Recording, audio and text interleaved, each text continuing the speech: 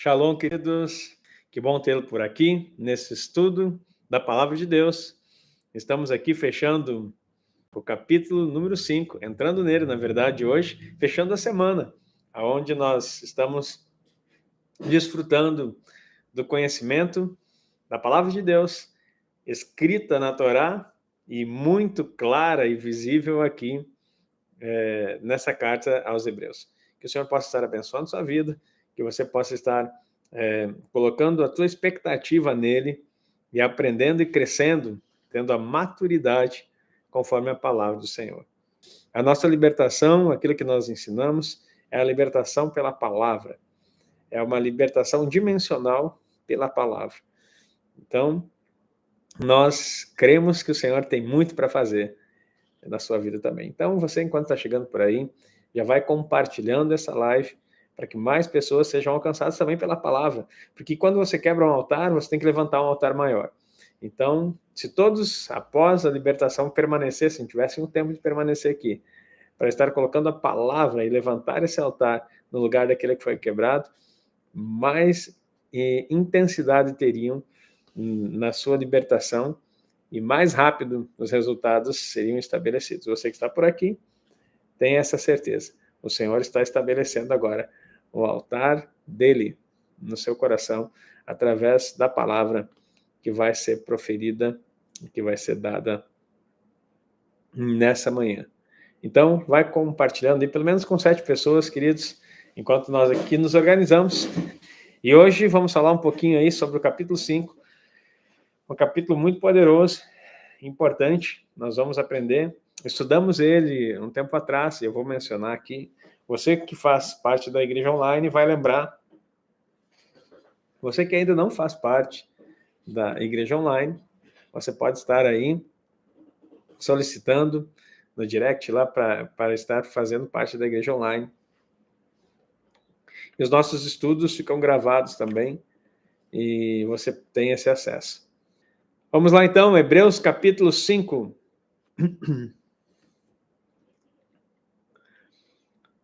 Porque todo o sumo sacerdote, tomado dentre os homens, é constituído a favor dos homens nas coisas concernentes a Deus, para que ofereça dons e sacrifícios pelos pecados. Então, olha aqui, começa uma informação. Já todo sacerdote, sumo sacerdote, né, que é aquele que entrava uma vez no ano para fazer expiação, ele oferecia dons, né, e sacrifícios pelo pecado. Dons, a palavra dom quer dizer presentes, né? Ou seja, talvez sou estranho aqui para você, mas oferendas, certo? Então, os seus dons e os sacrifícios que eram exigidos.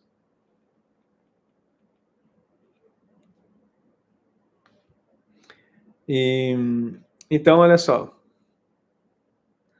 Sacrifícios pelos pecados. Interessante que pelos pecados aqui está no plural, por causa que eram pecados do povo, né? O sumo sacerdote expiava os pecados da nação, uma vez por ano e em Yom Kippur. E possa compadecer-se ternamente dos ignorantes e errados, pois também ele mesmo está rodeado de fraqueza. Então ele pode se compadecer, o sacerdote aqui nesse princípio, se compadecia dos ignorantes, porque olha, a ignorância gera pecados, e dos errados, aqueles que cometiam coisas que desagradavam a Deus. Porque ele mesmo está rodeado de fraqueza. Então ele se compadece porque ele sabe que assim como os outros que ele está espiando, ele também é um pecador e precisava. Isso é tão interessante que o sumo sacerdote ele tinha que estar santificado, preparado para o tempo de Yom Kippur. Ele tinha que ter confessado todos os pecados, porque se ele entrasse no Santo dos Santos, com pecados, ele morria. Então, além de ser um representante do povo, ele tinha que ser representante de si mesmo e estar muito bem organizado com a sua vida espiritual para que não perecesse. E por esta causa deve ele, tanto pelo povo, como também por si mesmo, fazer oferta pelos pecados. Olha só. Tanto pelo povo e por si mesmo. Acabei de explicar isso aí. E ninguém toma para si esta honra, senão o que é chamado por Deus como Arão. Ninguém toma para si essa honra. Aqui está falando do ministério sacerdotal. Não quero falar aqui dos ofícios ministeriais de Yeshua, os 5 ministérios, mas uma coisa que eu vou dizer para você. Ninguém toma para si essa honra, senão o que é chamado por Deus. Anota esse versículo no outro contexto de explicação ministerial. Você pode recorrê-lo. Então, você não é chamado, você não é um pastor porque você quer, você não é um mestre porque você quer, você não é evangelista, profeta, nem apóstolo porque você decidiu ser. Mas porque foi chamado. E lembrando que nem todos os 5 ministérios têm ofício sacerdotal. Tá? Você precisa compreender que nem todos os 5 ministérios têm um ofício sacerdotal. Eu não vou falar isso aqui que não é o assunto. Mas ofício sacerdotal é tempo integral que ministram aos santos e que devem receber para isso. Então, continuamos aqui. Porque às vezes a pessoa pensa que cada ofício ministerial tem o direito de ser sacerdote. Todo obreiro é digno do seu salário, tá? E nem todo é digno de dobrados honorários. Mas voltando ao chamado específico, você precisa compreender que ninguém pode tomar para si. Ah, vou ser pastor agora, eu vou ser o sacerdote dessa igreja, vou ser o sacerdote desse negócio. Eu mesmo, talvez você não conheça a minha história, meus pais estão por aqui, minha esposa está por aqui, ela bem sabe que ela está comigo, né? O quanto eu resisti para assumir esse ofício. Nunca tomei para mim esse encargo sacerdotal. Queria fazer qualquer coisa, menos ser um pastor. Comecei com um chamado pastoral, com um dom muito forte de ensino, que depois virou mestral. E mais tarde o Senhor confirmou o apostólico na minha vida. Então, pastor, mestre e apóstolo. Certo? Vamos lá então. Assim também Cristo não se glorificou a si mesmo para se fazer sumo sacerdote. Olha só, nem Cristo tomou para si. Mas aquele que lhe disse, tu és meu filho, hoje te gerei. Como também diz no outro lugar, tu és sacerdote eternamente, segundo a ordem de Melquisedeque. Segundo essa ordem, só ele. O qual nos dias da sua carne, enquanto esteve por aqui, oferecendo com grande clamor e lágrimas, orações e súplicas ao que o podia livrar da morte, foi ouvido quanto ao que temia. Ainda que era filho, aprendeu a obediência por aquilo que padeceu. Jesus é o nosso modelo. Ainda que era filho, aprendeu a obediência pelo que padeceu. E fez súplicas ao que podia livrar da morte.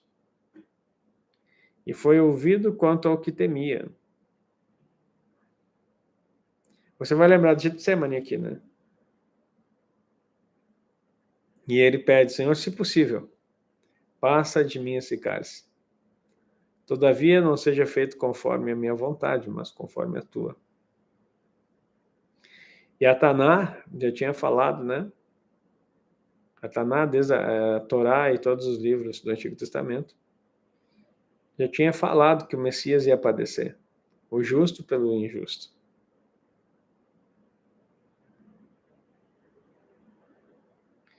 Nove. E sendo ele consumado, veio a ser a causa da eterna salvação para todos os que lhe obedecem.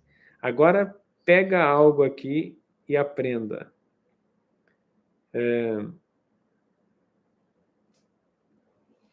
Vamos fazer uma ponte. João 3,16. Porque Deus amou o mundo de tal maneira que deu o seu Filho unigênito para que todo aquele que nele crê não pereça, mas tenha a vida eterna. Então, aquele que nele crê não vai perecer e vai ter a vida eterna. Mas você viu que aqui tem um sistema, uma questão condicional para que todo aquele que nele crê não pereça e tenha vida eterna. Mas Deus já deu, já está dado. Quem crê não é condenado. Isso está em João 3,36. Quem não crê já está condenado, porque não crê no unigênito Filho de Deus. João 3,36.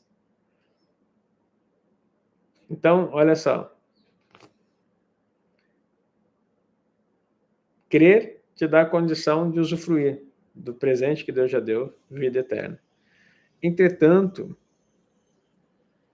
o 9 está falando algo mais profundo.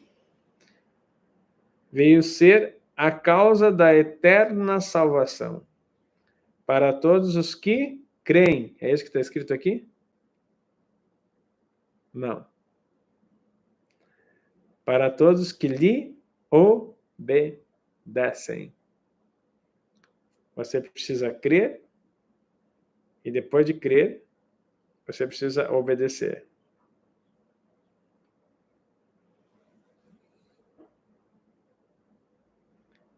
Então ele precisa ser o teu Senhor e teu Salvador. Salvador é pela fé. Senhor é pela obediência.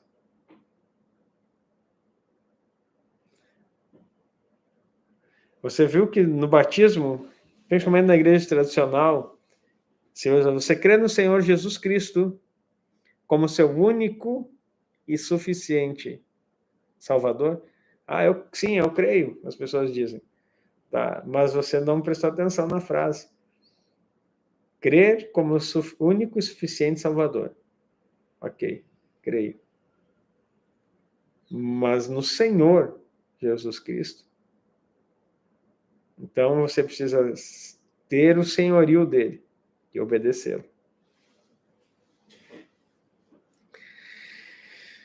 Então, verso 10.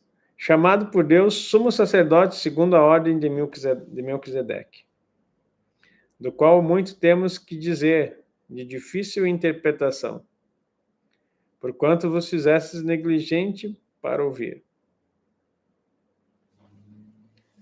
Olha só, chamado por Deus, sumo sacerdote segundo a ordem de Melquisedeque. Daí, o apóstolo Paulo está dizendo assim, olha, do qual nós teríamos muita coisa para dizer, mas que é de difícil interpretação. Porquanto vos fizeste negligentes para ouvir. É difícil interpretação. Não porque é difícil de explicar, o conteúdo é difícil, mas porque você se fez negligente. Você que eu estou dizendo aqui, o povo que recebeu a carta. E talvez você, né? Negligente para ouvir. Porque devendo já ser mestres pelo tempo, ainda necessitais de que se vos torne a ensinar quais sejam os primeiros rudimentos da palavra de Deus, das palavras de Deus.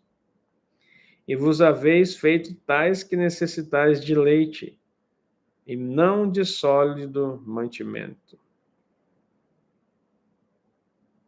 Olha só. Então você está no leitinho, e já devia ser mestre.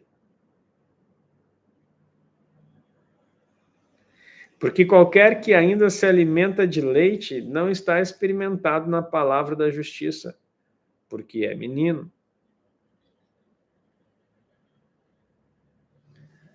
Aqui não há uma qualificação de que o leite é inferior. E que a palavra da justiça e a explicação do ministério sacerdotal de Cristo, que é um nível superior do que os rudimentos da fé em termos de compreensão e revelação. E quando falo superior, falo do nível da profundidade do conhecimento. Isso não desqualifica o rudimento. Porque sem o rudimento, ninguém consegue andar na verdade e nem se aprofundar na palavra. Vamos pensar no menino que ele está falando. Sem o leite, você não é nutrido, até que possa comer o alimento sólido.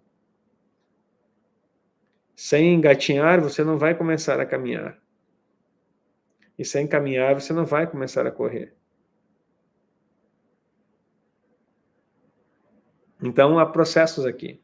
O que ele está falando é que homens se fizeram negligentes para ouvir e decidiram permanecer no leitinho espiritual, sendo que já deveriam ser mestres.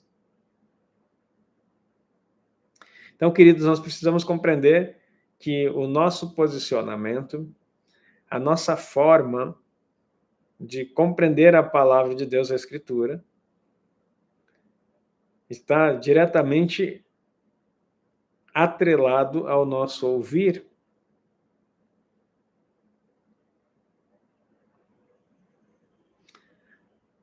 Olha o 11. Porquanto vos fizestes negligentes para ouvir. E aí necessita de leite. No capítulo 6, que é o próximo capítulo que nós iremos ver na segunda-feira, vai falar quais são os rudimentos da fé. Qual é o leite, o básico. E quando eu percebi isso nos meus estudos, eu olhei para a igreja e percebi que a igreja não sabia nem quais eram os rudimentos da fé. Então nós temos uma série de pregações ensinando a igreja online sobre os rudimentos da fé. E nós falamos sobre cada um deles. Mas agora aqui, nós não estamos ainda falando dos rudimentos, está falando que esses rudimentos é o leitinho, né? E que você deveria ser mestre. Porque qualquer que ainda se alimenta de leite não está experimentado na palavra da justiça, porque é menino. Olha só, acerca da palavra da justiça. A palavra acerca da justiça pode muito bem ser a doutrina de que as pessoas são declaradas justas por Deus, com base em sua confiança, certo? Nós somos declarados justos por Deus com base na nossa confiança. Anota aí a referência que eu já vou abrir aqui para nós lermos. Romanos 3, no verso 20.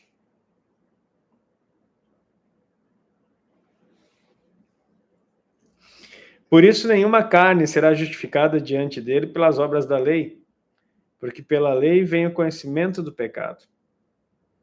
Mas agora se manifestou sem a lei a justiça de Deus, tendo testemunho da lei e dos profetas.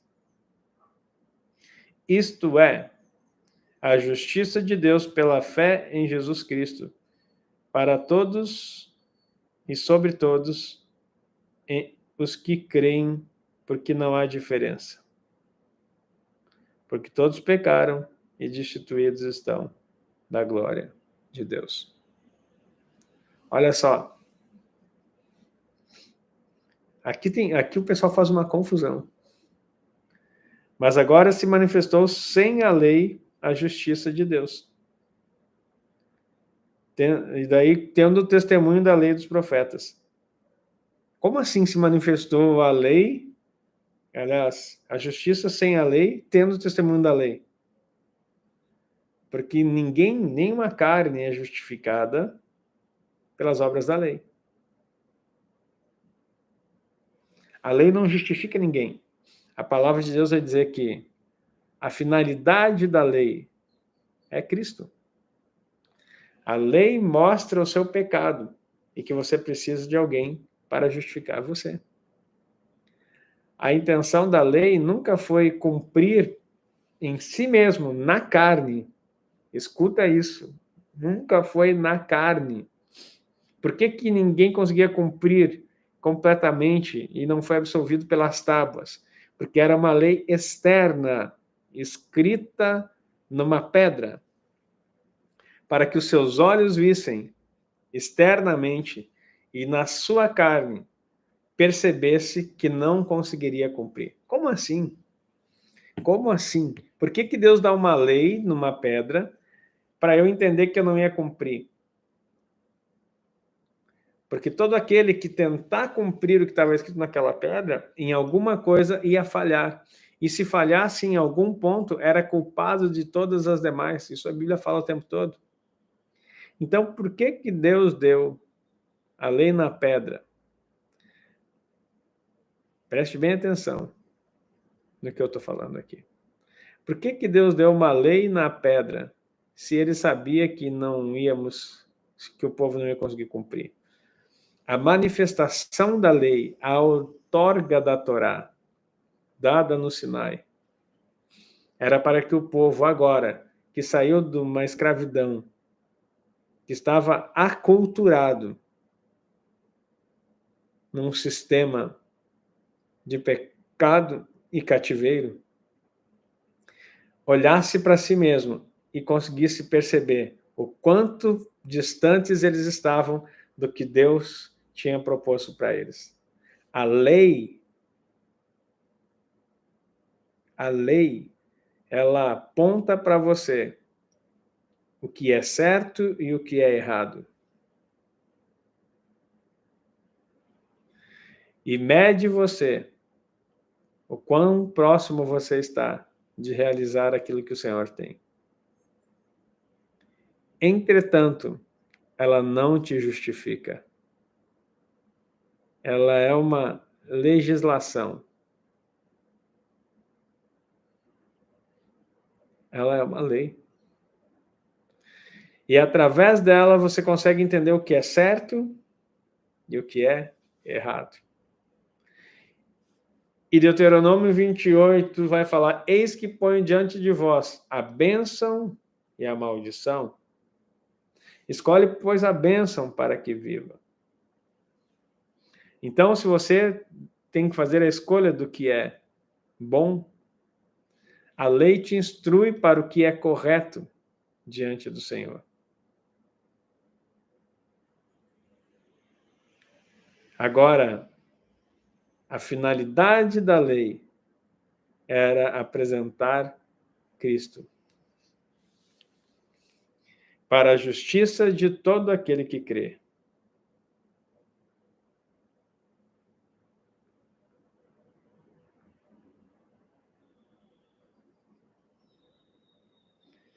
Romanos 10:4. Porque o fim da lei é Cristo. Fim não é encerramento, fim de finalidade. Porque o fim da lei é Cristo, para a justiça de todo aquele que crê.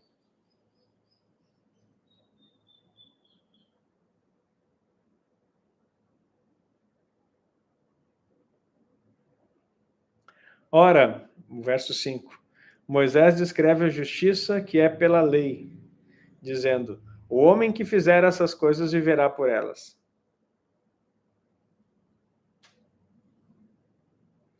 Mas a justiça que é pela fé diz: não digas em teu coração, quem subirás ao céu?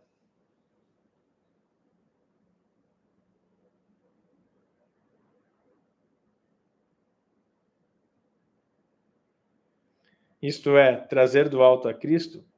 Ou quem descerá ao abismo, isto é, tornar a trazer dentre os mortos a Cristo? Mas que diz: a palavra está junto de ti, na tua boca e no teu coração. Ai, meu Deus, como eu amo essa palavra. Esta é a palavra da fé que pregamos. Agora a Torá não está mais escrita na pedra, porque Jeremias 31 disse que farei uma aliança com o povo de Israel. Escreverei as minhas leis no seu coração, não mais na pedra, no coração. E agora, como que eu sei? Se a pedra é visível, é um legalismo, algo legal para que eu viva. E eu posso ver, assim como eu vejo essa garrafa. Está aqui. Agora, como saber se a lei está aqui? Eu estava lendo Romanos 4, né? Porque eu estou dando aqui para você Romanos 3, primeiro, e agora eu li Romanos.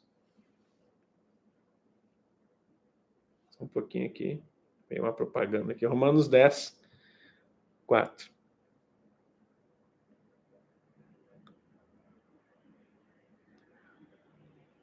Romanos 10, de 4 em diante, até o 8.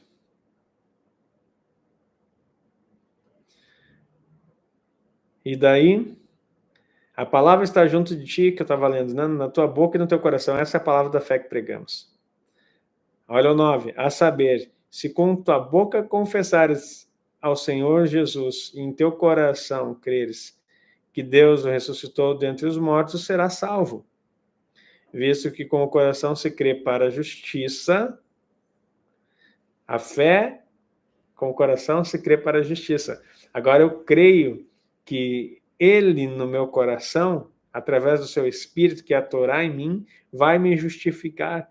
Eu não preciso mais tentar cumprir um monte de regra externa que vai mostrar para mim o que é certo e o que é errado. Porque a lei do espírito de vida me livrou da lei do pecado e da morte. A lei do pecado e da morte era aquela da pedra, que dizia assim, se você não cumprir, você vai morrer. Vai ser apedrejado, vai acontecer tudo isso. Agora, a lei do espírito de vida, que é Yeshua em mim, a Torá no meu coração, tá? Me livrou da lei do pecado e da morte.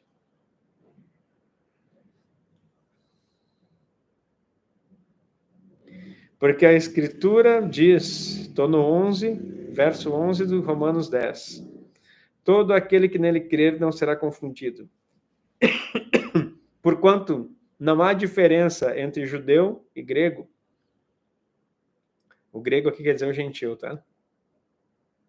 Porque um mesmo é o Senhor de todos, rico para com todos os que o invocam. Porque todo aquele que invocar o nome do Senhor será salvo. Muito poderoso. Romanos 10. E nós estávamos aqui, Romanos 13. Tu está vendo o que ele está dizendo aqui? No Romanos 3, né? A gente estava lendo aqui, 3, 20 a 21, que daí eu já corri lá para o Romanos 10 para complementar. Está falando então que a palavra acerca da justiça é essa que eu acabei de te explicar. Você percebeu que ela é profunda?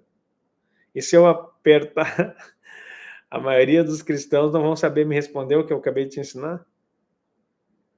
A diferença da justiça pela fé e a justiça pela lei? A lei apontava para você que sozinho você não ia conseguir. Aquele que vivesse por aquela lei, viveria. Não estou dizendo que era impossível, mas que em algum momento você podia falhar. Agora, a finalidade da lei era apontar Cristo para a justiça de todo que crê. Essa é a palavra acerca da justiça que muitos não conhecem. Essa doutrina, no entanto, pode ser perigosa nas mãos dos bebês espirituais, que a podem utilizá-la como uma justificativa para o seu pecado. Está ouvindo isso? Na mão do bebê espiritual pode ser utilizado como uma justificativa para o pecado.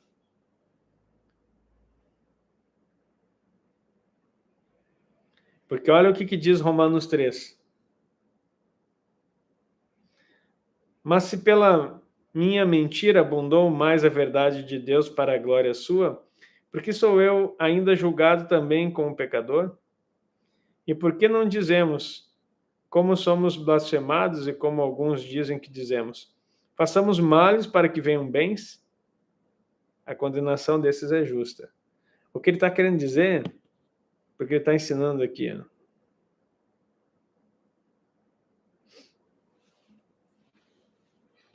que o novato, o bebê espiritual, até usam esse versículo, onde abundou o pecado, superabundou a graça. Isso é uma verdade. Mas para o bebê que não entende a justiça, ele vai achar que tem que ter muito pecado para que venha muita graça.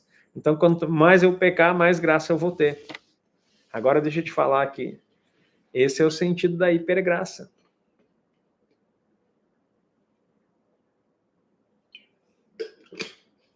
Essa é a consciência que a maior parte da igreja evangélica hoje tem. Ai, Deus, tem gente que não pede nem perdão mais, você sabia? Ele peca e ele olha assim, ai, Deus, tu sabe, Deus, de novo, ó. Tu viu? Tá aí, ó. Eu sou assim mesmo. Então, e aí já começa, chega um momento que ele acostuma a pecar e assim Deus vai entender. Porque onde abundou o pecado, superabundou a graça. E tem uma teoria aí no meio da igreja evangélica. Olha isso. Que não há mais pecado que Jesus não tenha perdoado. Isso é uma verdade? É. Não existe pecado que Deus não tenha perdoado. Então, todos os pecados, Jesus morreu por todos os pecados e purificou todos os pecados. Os do passado, os do presente e do futuro. Desde que você nasceu, todos os teus pecados que você possa cometer hoje, possa cometer no futuro, já estão perdoados. Isso é uma verdade? Claro que é. Mas o detalhe é que as pessoas ficam nesse contexto e não ficam na apropriação do pecado. Porque tudo isso que eu estou falando é uma realidade. Ele morreu pelos pecados, e não somente pelos nossos, mas pelos do mundo inteiro. Ele é a propiciação pelos nossos pecados. Só que a propiciação tem a parte de... Fugiu a palavra agora. De eu me... Apropriação. A propiciação precisa de apropriação. O que isso quer dizer? Eu preciso me arrepender do pecado, confessar o pecado. E 1 João 1,9 diz exatamente isso. Se confessarmos os nossos pecados, ele é fiel e justo para nos perdoar os pecados e nos purificar de toda injustiça. Agora, se não confessarmos, ele continua ali. Então, eu exatamente aí, Fábio, tomar para si. Esse poder do sangue eu tomo para si e eu aplico. Todo o sangue de Jesus vertido naquela cruz é o poder no mundo espiritual, é a chave no mundo espiritual para destruir as obras do diabo. Mas toda vez você tem que pegar ele e se apropriar. Ah, mas isso já aconteceu lá 2000 anos atrás. Já secou esse sangue vertido, é? Não, esse sangue é uma chave no mundo espiritual e nunca vai cessar. Mas se você não pegar ela e apropriar e aplicar no seu dia sobre o seu pecado, não vai acontecer. Então, é isso que ele está falando. A palavra da justiça, eu sou justificado em Cristo. Como? Estando em Cristo. Cristo é a minha justiça. Agora, nenhuma condenação há, Romanos 8:1, para os que estão em Cristo Jesus. Vamos abrir o texto aqui? Anota aí, queridos. Está tendo uma aula aqui poderosa.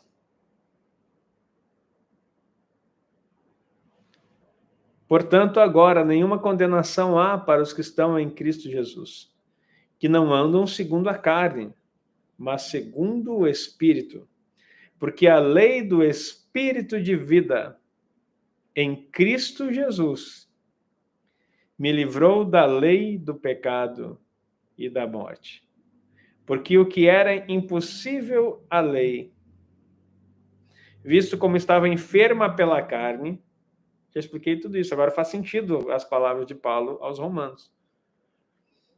Deus enviando o seu Filho em semelhança de carne. Olha que poderoso isso. A lei estava enferma pela carne. Por que a lei estava enferma pela carne? Porque a lei apontava os pecados, mas a carne pecaminosa do homem não conseguia cumprir. Então, o que a lei dizia? Olha só, esse é o padrão que eu quero que você viva. Aí você olhava para o padrão e dizia assim, eu não consigo.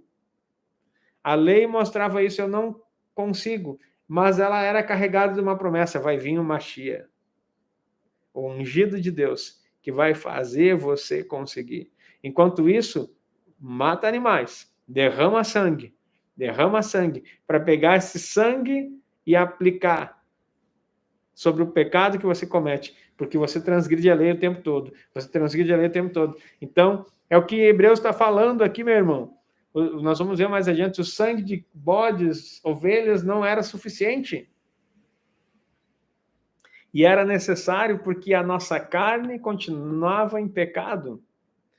Por isso que a lei era enferma. Você está vendo isso? A lei era enferma. Por causa, não enferma nela assim, porque a lei é santa, justa e boa. E como que ela vai ser santa, justa e boa se ela era enferma? Não, ela era enferma por causa de você, pecador. Por causa de mim, pecador. Então, ela ficava enferma porque ela só trazia a morte. Porque o salário do pecado é a morte. Meu Deus do céu. Ai, meu Deus, por que eu não aprendi isso aí quando eu tinha uns 18 anos, Jesus? Glória a Deus, porque agora com 45, a gente começa a entender a Torá. E faz sentido. Romanos, você nunca vai entender Romanos sem entender o que é a Torá. Você está entendendo? Não que a lei é santa e justa, parece... Quando você lê a parte de Romanos, Paulo falando, você pensa que ele é doido. Porque ele começa a falar que a lei é enferma, depois ele diz, não, a lei é santa, justa e boa. Esse homem é bipolar, pelo menos. Ele era enfermo pela carne. E aí o que acontece?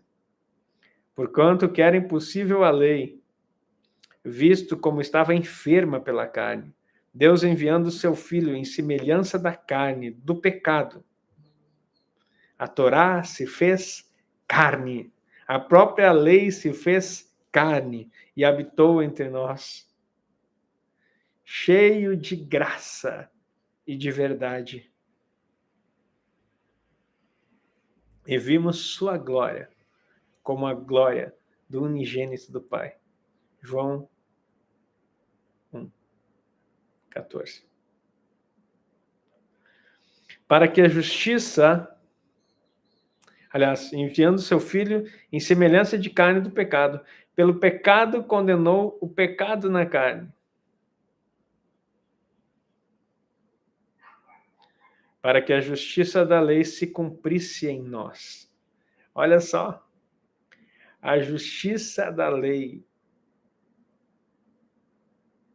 se cumprisse em nós. Que não andamos segundo a carne, mas segundo o Espírito. Porque os que são segundo a carne inclinam-se para as coisas da carne, mas os que são segundo o Espírito para as coisas do Espírito. Porque a inclinação da carne é morte, mas a inclinação do Espírito é vida e paz. Porquanto a inclinação da carne é inimizade contra Deus, pois não é sujeita à lei de Deus, nem em verdade pode ser. Portanto, os que estão na carne não podem agradar a Deus.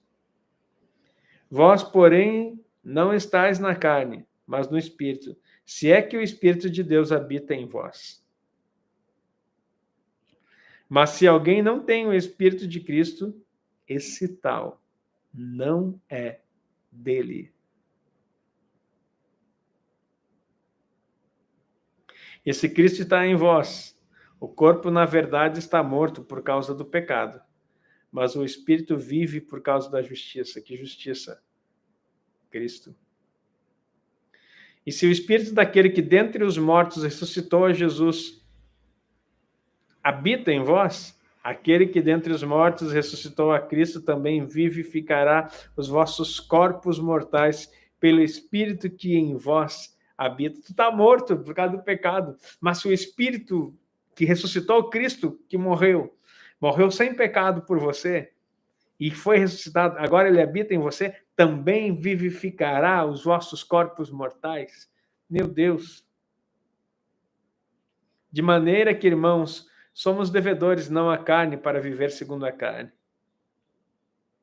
Porque se viveres segundo a carne, morrereis. Mas se pelo Espírito mortificares a carne, as obras do corpo, vivereis. Porque todos que são guiados pelo Espírito de Deus, esses são filhos de Deus. Porque não recebeste o espírito de escravidão para outra vez estares em temor, mas recebeste o espírito de adoção de filhos, pelo qual clamamos, Abba, Pai. E o próprio Espírito testifica com o nosso espírito que somos filhos de Deus. E se nós somos filhos, somos logo herdeiros, também verdadeiramente herdeiros de Deus e co-herdeiros em Cristo. Se é certo que com ele padecemos, para que também com ele sejamos glorificados. Meu Deus. Eu estou aqui emocionado já, com a voz embargada. A doutrina, no entanto, pode ser perigosa nas mãos de bebês espirituais, que podem utilizá-la como justificativa para pecado. Viu? Essa doutrina da justiça que não foi ensinado para você, que a igreja não faz ideia do que eu estou falando.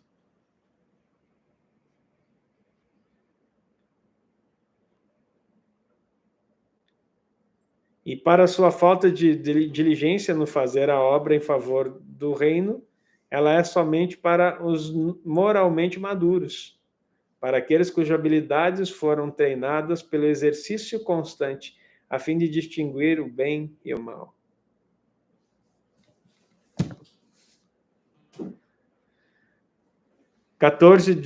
Encerrando aqui Hebreus 5.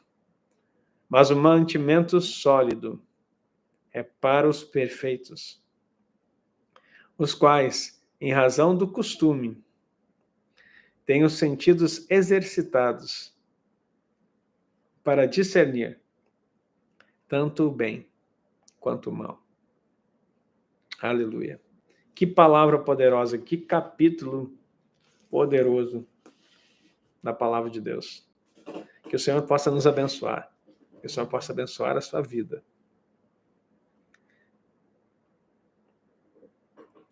E que você possa desfrutar de todo esse conhecimento da palavra de Deus.